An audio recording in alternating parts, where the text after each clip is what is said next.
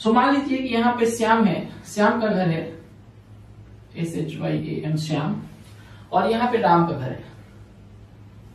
तो श्याम जो है राम के घर जाना चाहता है और उसके जाने का कई सारा रास्ता हो सकता है। एक रास्ता इस तरीके से है और इस रास्ते का रेडियस जो है वो ये सेमी सर्कुलर पाथ है और इसका रेडियस r है। सो आप क्या बोलोगे कि ये जो रास्ता है ना, दिस लेंथ ऑफ पाथ, इसको आप बोलते हो कि this is distance. So distance की यदि डिफिनेशन दी जाए कभी भी तो आप क्या बोलते हो कि length of path travelled by a particle by a man is known as distance. और ए से बी, ये जो श्याम है, श्याम के घर से राम तक जाने के बीच का एक शॉर्टेस्ट रास्ता है, वो रास्ता जो होता है उसको हम लोग बोलते हैं डिस्प्लेसमेंट। और हम लोग ऑलरेडी वेक्टर्स में पढ़ चुके हैं कि डिस्टेंस जो होती है वो एक स्केलर क्वांटिटी होती है, जबकि डिस्प्लेसमेंट एक वेक्टर क्वांटिटी होती है। तो श्याम के घर से राम के घर का यदि डायरेक्शन इस तरफ हुआ, लेट अस से, तो ये 2r डिस्टेंस हुआ, शॉर्टेस्ट डिस्टेंस हुआ। तो लेकिन यदि मैंने इस तरफ सपोज मान लिया कि x एक्सिस है और इसको मैंने i कैप बोला, सो आप अब ये बोलोगे कि displacement from Shyam home to Ram home is equal to 2r i cap. लेकिन आप इस बात को जानते हैं कि यदि मैं राम के घर से श्याम के घर को देखूंगा तो ये बराबर नहीं होगा। तो यदि मैं यहां पे बोलूं कि displacement from Ram home to, यहां पे मैंने भूल गया था, टू राम्स होम कर लो इसको, from Ram home to Shyam's home, Shyam का घर, यहाँ पे भी फर्स्ट ऑफ इयर्स लगा दो। बाकी अंग्रेजी की तो क्लास है नहीं कि हम लोग अंग्रेजी थोड़ा पकड़ देंगे तो बड़ा अपराध हो जाएगा, अरे मार्टिन आके जान निकाल देंगे तुम्हारी। So this is not a class of mathematics, but ठीक है, मैथमेटिक्स, अरे सॉरी इंग्लिश, तो इंग्लिश तो थोड़ा ठीक ठाक करना ही पड़ता है। सो ये बच्चों इसको आप लोग बोल देंगे कि this is nothing but -2r i cap. So आप देख रहे हैं कि डिस्प्लेसमेंट जो, लेकिन यदि मैं ये बोलूं कि श्याम के घर से राम का डिस्टेंस या राम के घर से श्याम का डिस्टेंस, तो डिस्टेंस बराबर है, डिस्टेंस वही है क्या, यदि एक सेमी सर्कुलर आर्क है तो पाई आर। सो इन दोनों के घर के बीच का जो डिस्टेंस है वो तो पाई आर है, लेकिन डिस्प्लेसमेंट आप देख रहे हैं कि किस बात पर डिपेंड करती है कि कहां से हम चालू करते हैं, इनिशियल पॉइंट क्या है। सो इन अदर वर्ड्स हम ये भी बोल सकते हैं कि जो डिस्प्लेसमेंट है ना वो वास्तव में क्या है, चेंज इन डिस्प्लेसमेंट है। In other words we can also say that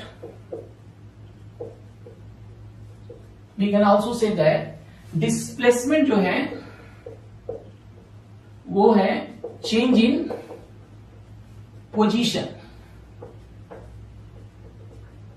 ठीक है बच्चों, सो हम इसको ये भी बोल सकते हैं कि displacement is nothing but change in position. Change in position of a particle is known as displacement. ये बात भी आप बोल सकते हैं इन अदर वर्ड्स। आप बोलेंगे इन vector form r final minus r initial.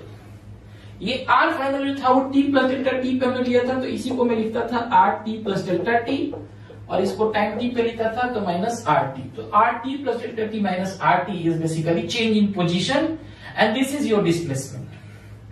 ठीक है बच्चों, सो ये हो गई आपकी डिस्प्लेसमेंट की पूरी कहानी। So you now understand what is distance, what is displacement. अब इसका जो मेन यूज होता है वो क्या होता है, दो क्वांटिटीज हैं जिनको निकालने के लिए हम लोग डिस्प्लेसमेंट और डिस्टेंस का यूज करेंगे। सो एवरेज स्पीड जो होता है वो डिफाइन होता है total distance upon total time.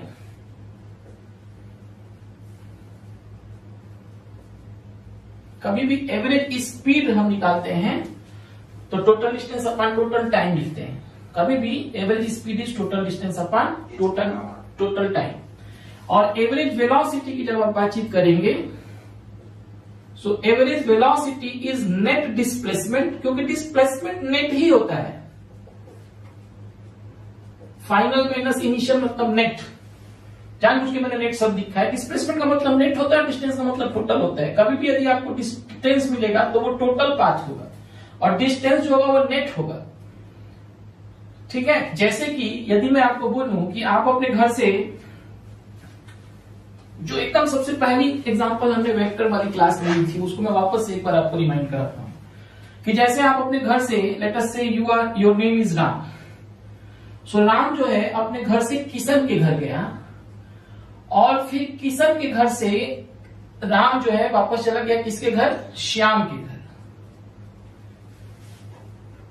So distance तो कितना चला? राम के घर से किशन का जो घर का डिस्टेंस है वो तो चला ही, सीधे सीधे ले लिया तो बहुत अच्छा। यदि ऐसे वैसे होगा तो भी कोई मतलब नहीं बनता है, वो देख लेंगे हम लोग। लेकिन टोटल डिस्टेंस जो उसका होगा यदि सीधे सीधे भी है तो हम बोलेंगे कि टोटल डिस्टेंस राम कितना चला, तो ये वाला डिस्टेंस और ये वाला डिस्टेंस। बट यदि किसी टाइम पे आप बोले कि नेट डिस्टेंस कितना चला हो, सो ये वाला। सो जो नेट डिस्टेंस होता है ना वही डिस्प्लेसमेंट होता है।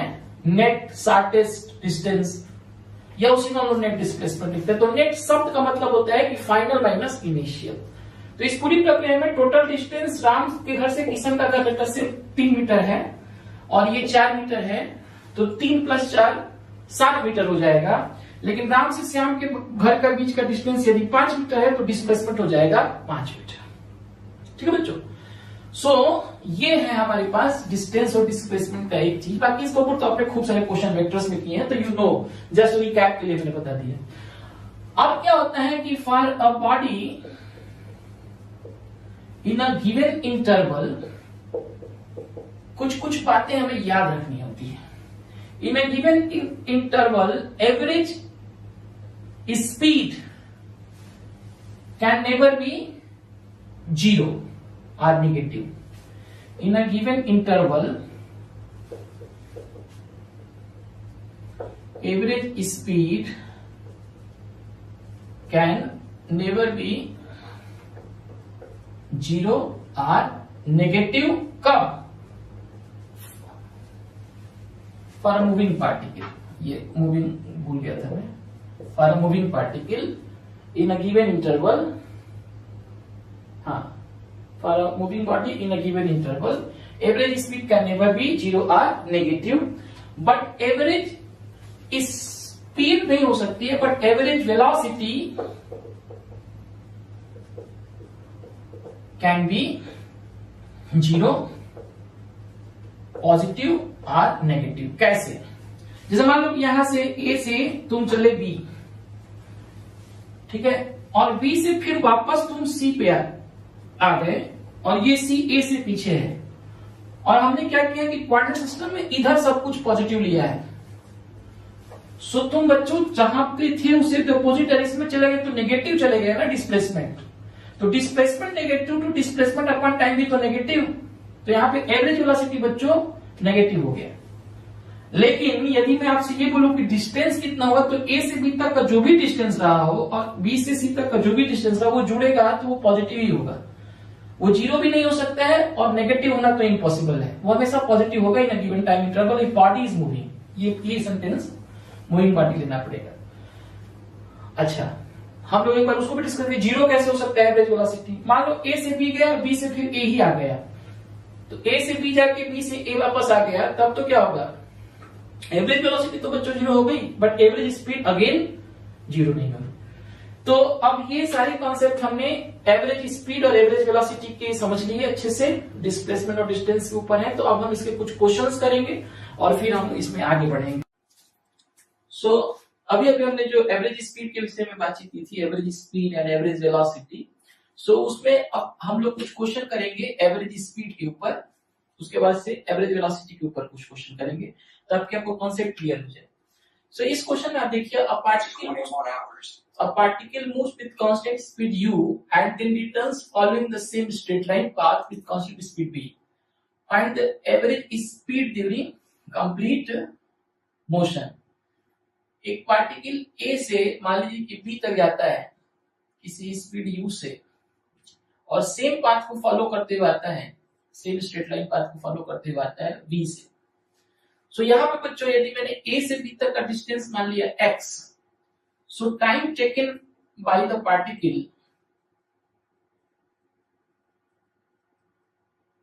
To reach from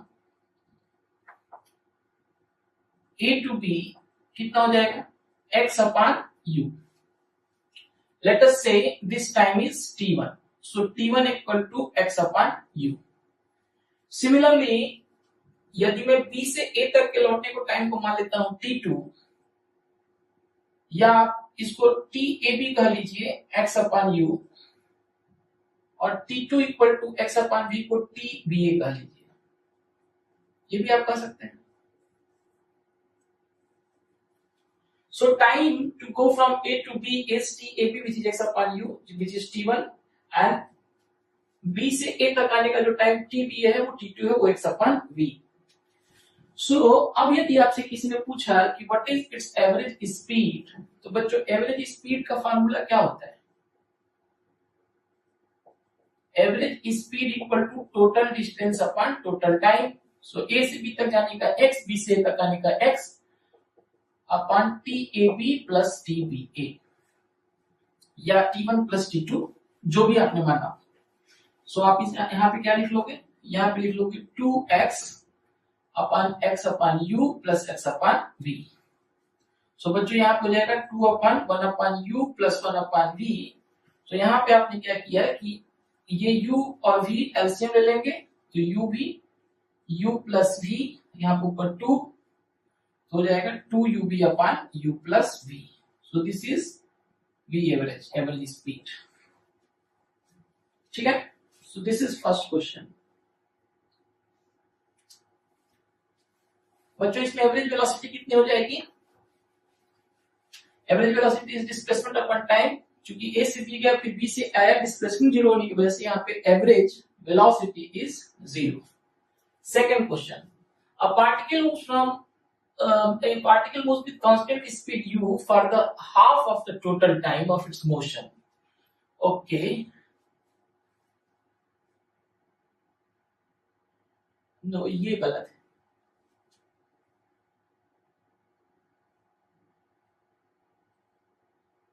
Some distance है, ये सेम नहीं है. Some, it covers some distance with constant speed dv for the remaining time on the same path line. Find average speed. A particle moves, एक particle a से b तक u से जाता है और b से c तक अगेन v से जाता है, ऐसा बोला गया है. हाफ ऑफ द टाइम, यानी कि a से b तक जाने का टाइम t/2 है, तो b से c तक का जाने का टाइम भी t/2 है. टोटल टाइम यदि t है, तो यहां से यहां तक का टोटल टाइम t है, तो आधा टाइम A से B तक लेता है और B से C तक दूसरा आधा टाइम लेता है. सो आपके पास ये दिया हुआ है, इसका मतलब यही हुआ कि A से B तक वो कांस्टेंट से चलता है हाफ टोटल टाइम का आधा में, और फिर बाकी B से C तक बाकी आधे टाइम में चलता है. सो इसका एवरेज स्पीड निकालना बहुत आसान है. Average speed equal to total distance upon total time. A से B तक जाने का टाइम कितना हो जाएगा बच्चों? U into t/2. B से C तक जाने का टाइम कितना हो जाता है? V इंटू t/2, और टोटल टाइम है t. सो ये हो जाएगा u plus v/2. Next question दिया है कि एक पार्टिकल जो है वो 3 इक्वल डिस्टेंस चलता है. A से B तक चलता है v1 से, B से C तक चलता है v2 से, और C से D तक चलता है v3 से, और AB equal to BC equal to CD, यानी कि यदि ये x1 है, ये x2 है, ये x3 है, तो ये तीनों बराबर है. x1 equal to x2 equal to x3 equal to let us say x. सो बच्चों यहाँ पे एवरेज स्पीड क्या हो जाएगी इसकी एवरेज स्पीड हो जाएगी total distance x plus x 3x upon total time. A से B तक का time x upon u, B से C तक का time x upon v, and C से D तक टाइम x अपॉन, अच्छा u v1 v2 लिया है ना मैंने, तो v1 v2 एंड v3. ठीक है. सो ये आपके पास हो जाएगा. अब इसका एलसीएम निकाल लो. यहाँ पे नीचे आप जब एलसीएम आप निकालोगे तो आपके पास क्या आ जाएगा? ये आ जाएगा v1 v2 v3, नीचे ऊपर में आ जाएगा v1 v2 plus v2 v3 plus v3 v1, और ये 3 रहेगा. सो ये वाली चीज चली जाएगी ऊपर. दिख रही है कि नहीं दिख रही? सो यहाँ पे क्या हो जाएगा आपके पास फाइनली जो V एवरेज होगा उसका वैल्यू हो जाएगा 3v1 v2 v3 अपान v1 v2 plus v2 v3 plus v3 v1। ठीक है, अब थोड़ा सा और इसमें ट्विस्ट करते हैं, थोड़ा सा देखते हैं एक और प्रकार के क्वेश्चन।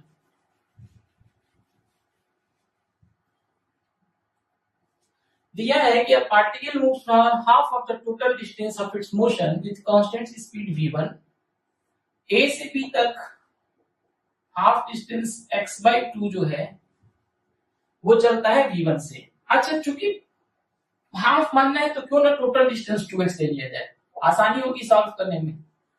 सो x डिस्टेंस चलता है v1 से। The remaining distance is covered in two equal interval of time with the speed v2 and v3 respectively। ठीक है, तो b से c तक एंड सेम टाइम से चलता है, यानी कि कुछ समय तक चलता है v2 से लेटर से टाइम t, और कुछ टाइम तक चलता है अगेन t टाइम तक चलता है v3 से, तो bc कंप्लीट हो जाता है। तो यदि फॉर bc यदि बातचीत करो तो तुम क्या लिख सकते हो, v2 into t plus v3 into t equal to x, ऐसा लिख सकते हो, नहीं लिख सकते हो। सो यहां से t की वैल्यू क्या आ जाएगी, x अपान v2 प्लस v3। ठीक है, सो फॉर bc टाइम कितना हो जाएगा 2t, यानी कि इसी को 2t कर लोगे तो ये 2t मिल जाएगा 2x अपान v2 प्लस v3, ये बचा के रखो अपने पास। जब तुम एवरेज वेलोसिटी की बातचीत करते हो, सॉरी एवरेज स्पीड की बातचीत करते हो, तो एवरेज स्पीड होता क्या है 2x अपान ये टाइम a से b तक का t1 प्लस 2t। अब जो t1 होगा बच्चों को कितना हो जाएगा 2x upon x upon v1, a से b तक का टाइम, एंड प्लस ये वैल्यू डाल दो 2x अपान v2 प्लस v3। अब ये वाली चीज को मुझे सॉल्व करना है, तो ये मैं सॉल्व करता हूं इसी में थोड़ी सी जगह बना के। सो देखो जरा, यहां पे यदि मैं v एवरेज की बात करना चाहूं तो मैं v average will be equal to 2 upon 1 upon v1 plus 2 upon v2 plus v3। So बच्चों यहाँ पे यदि आप 2 रखें और यहाँ पे नीचे v1 into v2 plus v3, सो यहाँ पे क्या हो जाएगा, ये इधर जाएगा तो 2v1 plus v2 plus v3, again LCM ले लिया मैंने v1 into v2 plus v3, ये ऊपर चला जाएगा। सो ये आंसर आ जाएगा 2v1 into v2 plus v3 अपान 2v1 plus v2 plus v3। ठीक है बच्चों, तो ये बड़ा आसानी से सॉल्व कर लिया आपने।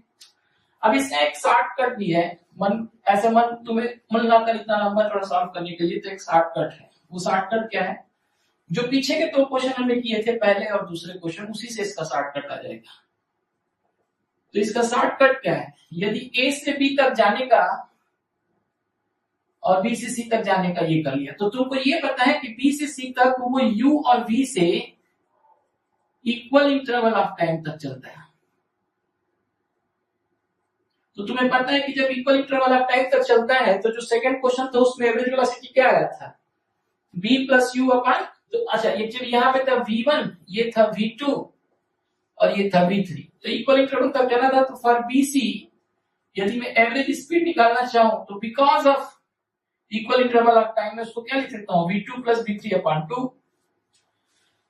अब जो abc है वो क्या हो गया, अब ये v2 प्लस v3 इसके लिए सेम डिस्टेंस का टाइम हो गया, यानी कि अब क्वेश्चन क्या हो गया, यदि ध्यान से देखो तो अब क्वेश्चन ये हो सकता है कि a man moves from a to b with a constant speed v1 and then from b to c with constant speed v2 plus v3 by 2 and both ab and bc are equal, ऐसा ही तो बन जाएगा।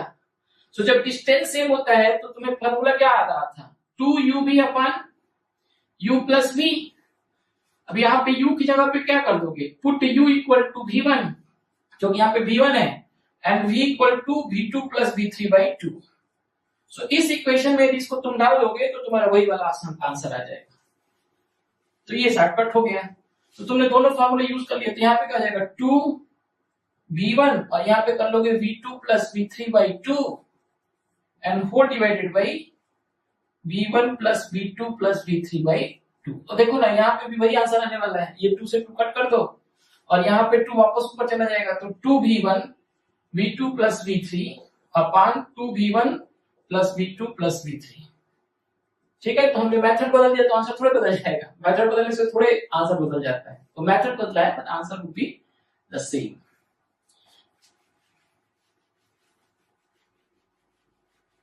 कुछ cut तो नहीं रहा है, actually कटने की कोशिश तो कर रहा हूं मैं, कुछ कटे नहीं तुम्हारा।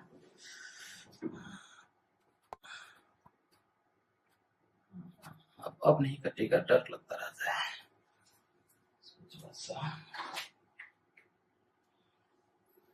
अब सही है, ठीक है। अब देखो next question, a man walks with, अब ये क्वेश्चन जो है वो बच्चों एवरेज वेलोसिटी के ऊपर ये क्वेश्चन है, एवरेज स्पीड के ऊपर तो हमने काफी सारे क्वेश्चन कर लिए, अब एवरेज वेलोसिटी के ऊपर क्वेश्चन है। तो एवरेज वेलोसिटी के ऊपर जो क्वेश्चन आएगा वो कैसा आएगा, वो डिस्प्लेसमेंट वाली कहानी चलेगी यहाँ पे।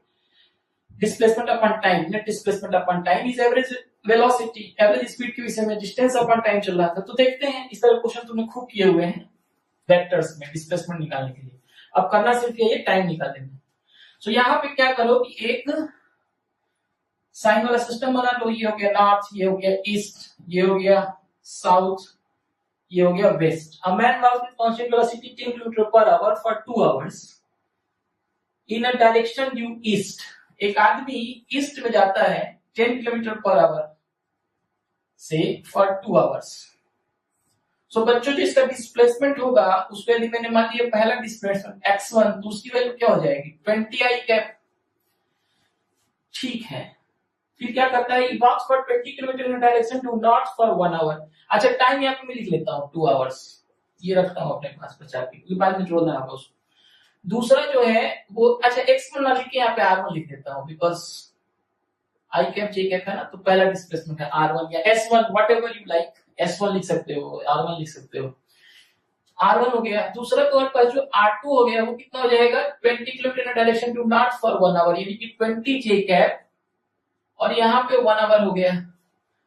और तीसरा वाला जो है वो बोल रहा है कि ये नॉर्थ में चला गया, ये दिखा दिया तुमने कि ये चला गया 20 किलोमीटर, किससे 1 आवर तक चला है, क्योंकि ये 20 किलोमीटर पर आवर से चला है। और अगेन ये वाला डिस्टेंस तुमने लिख लिया था 20 किलोमीटर, ठीक है। And finally he runs for 42 kilometre in 1 hour in direction south west, ठीक है। यहाँ पे हमने निकाला, यहाँ पे 20 किलोमीटर दिया ना, आवर वो नहीं दिया था, ये 20 किलोमीटर दिया ही था 1 आवर तक, ठीक है। And finally runs for 42 kilometre in hour direction south west, south west पर जो यहाँ पे होता है। सो 42 किलोमीटर वो चला 1 घंटे तक।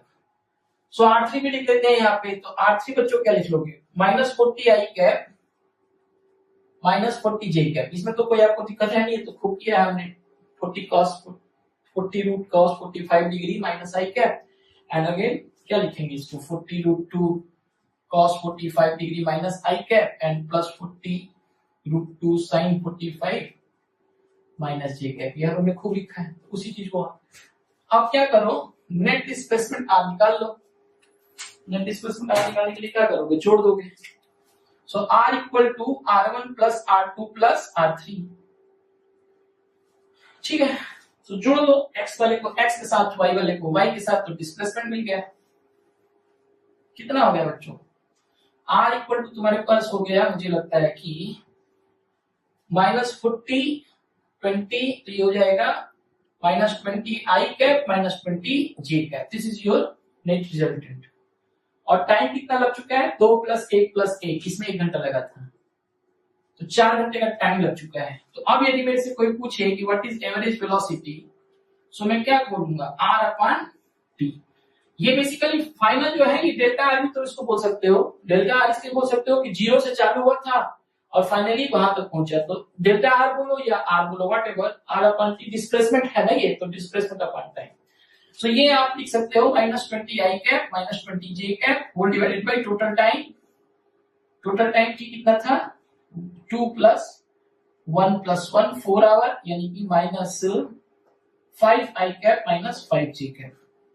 अब देखो हमेशा जो एवरेज वेलोसिटी होता है उसका जो डायरेक्शन होता है वो किसके बराबर होता है, डिस्प्लेसमेंट के खिलाफ होता है। क्यों, क्योंकि टाइम के करने से क्या होगा, यूनिट वेक्टर थोड़ा चेंज हो जाएगा डायरेक्शन का। सो डिस्प्लेसमेंट का और एवरेज वेलोसिटी का डायरेक्शन एक ही डायरेक्शन में होता है, क्योंकि इन दोनों का यूनिट वेक्टर भी एक ही होता है। तो यदि मैं कभी भी लिख दूं कभी भी मैं यदि आपको लिख दूं कि वेलोसिटी को, और बस मैं ये लिख दूं ये चीज कि unit vector along velocity vector v average, और यहाँ पे r कैप ऐसा लिख दूं, और ये r क्या डिस्प्लेसमेंट है, तो ये बराबर होंगे दोनों, इसमें कोई शक नहीं क्योंकि दोनों सेम ही होते हैं। तो कई बार ऐसा मैं लिख सकता हूं कि vector v upon mod of v equal to vector r upon mod of r। ये लिखना बिल्कुल सही है, किसके लिए? For average velocity and displacement. यहाँ पे v इंस्टेंटेनियस नहीं है, ये एवरेज, ठीक है। तो कभी यूज होगा इसका, देखेंगे, हो सकता है कभी इसका यूज पड़े। ये रूटो का एक क्वेश्चन है जो बाद में मैं एडवांस लेवल पे कराऊंगा, उसमें इसका यूज पड़ेगा, तो हम देखेंगे। अब एडवांस लेवल की प्रॉब्लम आप लोग को 14-15 तारीख के आसपास मिलने चालू हो जाएंगे। सो यहाँ पे 5i minus 5i cap minus 5j cap है, तो यहाँ पे यदि हम निकालेंगे तो इसका डायरेक्शन और मैग्नीट्यूड दोनों निकाल सकते हैं। तो एवरेज वेलोसिटी इसकी कितनी हो गई? एवरेज वेलोसिटी का मैग्नीट्यूड हो गया 5√2 और डायरेक्शन हो गया साउथ वेस्ट। ये तो निकाल ही लोगे। एक छोटा सा क्वेश्चन और कर लेते हैं ताकि ये कॉन्सेप्ट पूरा तुमको याद आ जाए। नेक्स्ट क्वेश्चन जो है वो ये है कि a man walks with constant velocity 5 kilometre per hour for 2 hours. ठीक है, आगे बनाते हैं अपना।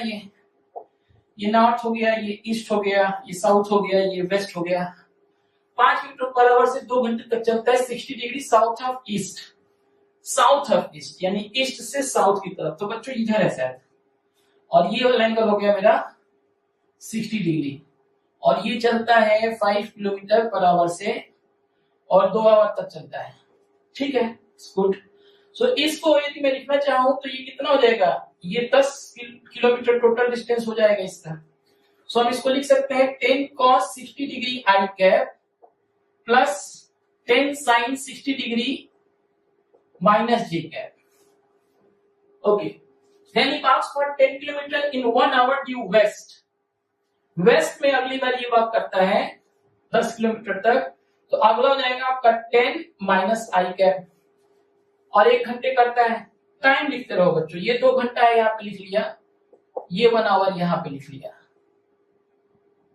तीसरा क्या है? 5√3 kilometre for 2 hours due north. अच्छा, ये कहा था? ये वेस्ट में चल गया था। And 5√3 kilometre for north. अच्छा, ये नॉर्थ में चला गया, ठीक है। तो इधर भी थोड़ा सा चल लेता है, तो ठीक है, कोई नहीं। ये कितना हो जाएगा? 5√2 आवर यानी कि 5√3 इंटू 2, ये 2 आवर्स हो गया। सो यदि आप देखो यदि यहाँ पे ध्यान से, तो आपके पास जो डिस्प्लेसमेंट है तीनों, वो क्या क्या हो जाएंगे? यहाँ पे यदि मैं रख देता हूँ 1/2, यहाँ पे रख देता हूँ √3/2, तो जो पहला वाला डिस्प्लेसमेंट होगा वो हो जाएगा मेरे पास 5i cap minus 5√3j cap. दूसरा वाला डिस्प्लेसमेंट मेरा हो जाएगा माइनस 10i कैप, एंड तीसरा वाला डिस्प्लेसमेंट मेरे पास हो जाएगा 10√3j कैप। इन तीनों को जोड़ दो, सो आपके पास यहाँ पे मिल जाएगा माइनस 5i कैप, और यहाँ पे मिल जाएगा plus 5√3j cap. So this is your particularly this is your displacement, but this is not your average velocity. Displacement upon time is average velocity. So time जो 2 + 1 + 2 5 घंटे टोटल चलता है। So average velocity यदि मैं निकालना चाहूं तो average velocity मेरे पास हो जाएगा this minus 5i cap plus 5√3j cap whole divided by 5, यानी कि minus i cap plus √3j cap। तो अब उस चीज के लिए मैं थोड़ा सा देखता हूं कि वो कहां पे है, मैग्नीट्यूड वगैरह, बाकी वो पता तो चल जाएगा। ये है कहां पे? i माइनस j प्लस, यानी कि ये कहीं पे इस तरफ है कहीं। ओके, और उसका मैग्नीट्यूड कितना है? तो एवरेज वेलोसिटी का मैग्नीट्यूड निकाल लो। So magnitude of your average velocity is √5 square plus 5 तो है नहीं, ये तो minus i plus √3j cap था। So 1 स्क्वायर प्लस √3 का स्क्वायर 3, ये 2 हो गया। So this is 2 kilometre per our. अब इसका डायरेक्शन क्या हो जाएगा? यदि मैं y/x करूं तो ये एंगल हो जाएगा tan थीटा इक्वल टू √3, यानी कि एंगल हो गया 60 डिग्री। So ये एंगल यदि 60 डिग्री हो गया तो आप इसको क्या बोलोगे? 2 kilometre per hour at an angle of 60 degree north of west, west से नॉर्थ की तरफ 60 डिग्री।